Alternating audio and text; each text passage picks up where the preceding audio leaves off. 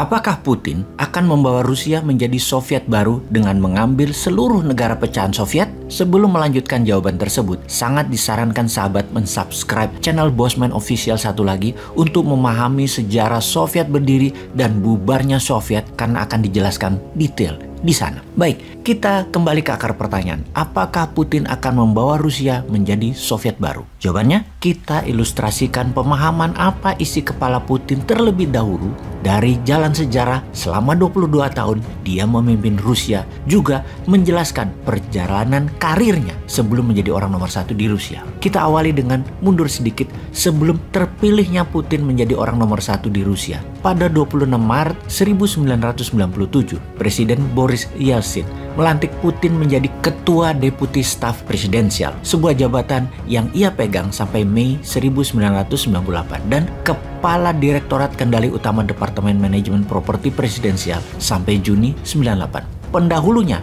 pada jabatan tersebut adalah Alexei Kudrin dan penggantinya adalah Nikolai Patrushev. Keduanya adalah politikus berpengaruh pada masa depan dan orang-orang Putin saat ini. Pada tanggal 25 Juli 1998, Yeltsin menunjuk Putin sebagai direktur dari Dinas Keamanan Federal atau FSB, Badan Intelijen dan Keamanan Utama Federasi Rusia, dan sebagai penerus KGB. Baik sahabat, informasi ini adalah kata kunci penting, direktur FSB.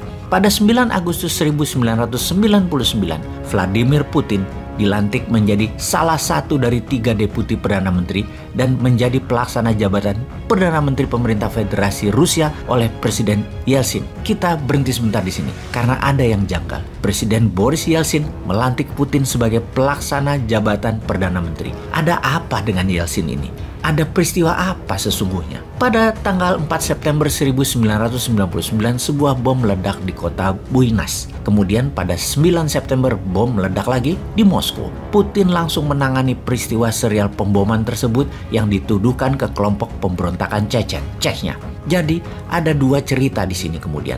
Kita kupas dulu jabatan politik Putin, baru cerita serial pemboman tersebut. Pada 31 Desember 1999, Yeltsin secara tiba-tiba mengundurkan diri dan berdasarkan konstitusi Rusia, Putin menjadi pelaksana jabatan Presiden Federasi Rusia. Dekret presidensial pertama yang Putin tanda tangani pada tanggal 31 Desember 1999 tersebut diberi judul Atas Jaminan untuk Mantan Presiden Federasi Rusia dan para anggota keluarganya. Dekret tersebut menyatakan bahwa tuduhan korupsi terhadap presiden yang baru mengundurkan diri tersebut dan kerabat-kerabatnya dipetieskan. Kemudian 12 Februari 2001, Putin menandatangani sebuah hukum federal yang sama yang mengganti Dekret 1999, kasus tuduhan Putin dalam ekspor metal di tahun 1992 yang dibuka kembali oleh Marina Salye, namun Marina dibungkam dan dipaksa meninggalkan Saint Petersburg. Ketika persiapan calon presiden Rusia di tahun 2000, di mana para persaingnya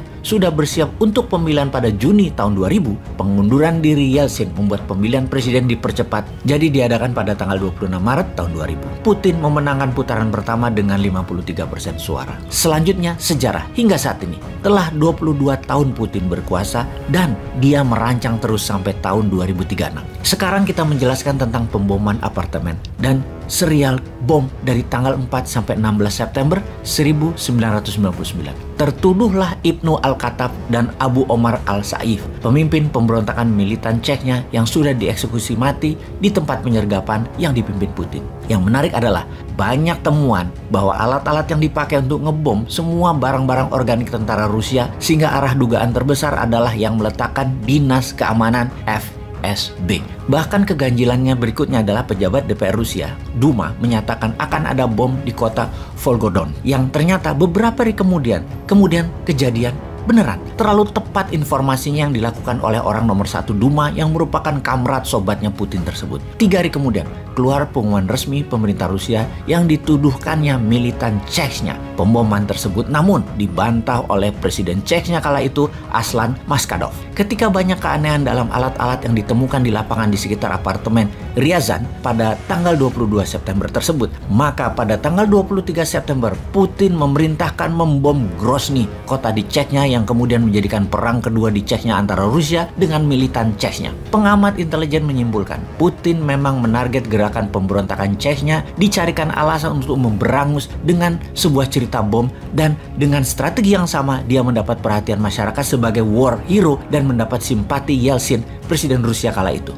Ketika pengalihan isu bukti lapangan di apartemen Ryazan dengan serangan ke Grozny, 3 agen FSB yang benar meletakkan bom ditangkap polisi. Kemudian tokoh yang melakukan penyidikan yang mencurigai bahwa FSB lah yang melakukan orkestra bom ini yang menjadikan Putin ketampuk kekuasaan, yaitu 2 pejabat penyidik, Yushchenko dan Yuri Sekoshikin, terbunuh. Kemudian agen FSB yang membuka rahasia ini, Alexander Litvinenko, meninggal diracun di London. Singkat cerita, peristiwa pemboman berseri ini menimbulkan ketakutan di Rusia, tertuduh secara resmi oleh pemerintah Rusia adalah pemberontak Chechnya. Bagi beberapa sejarawan, yang mengatur sebenarnya adalah FSB yang membawa Putin menjadi presiden. Beberapa pengamat tidak setuju dengan informasi dan teori ini, masih melakukan penyelidikan hingga saat ini mereka itu semua. Apapun itu sahabat, Putin adalah manusia yang pandai mengambil momentum, sangat pintar, terprogram, seorang patriotis nasionalis yang saat ini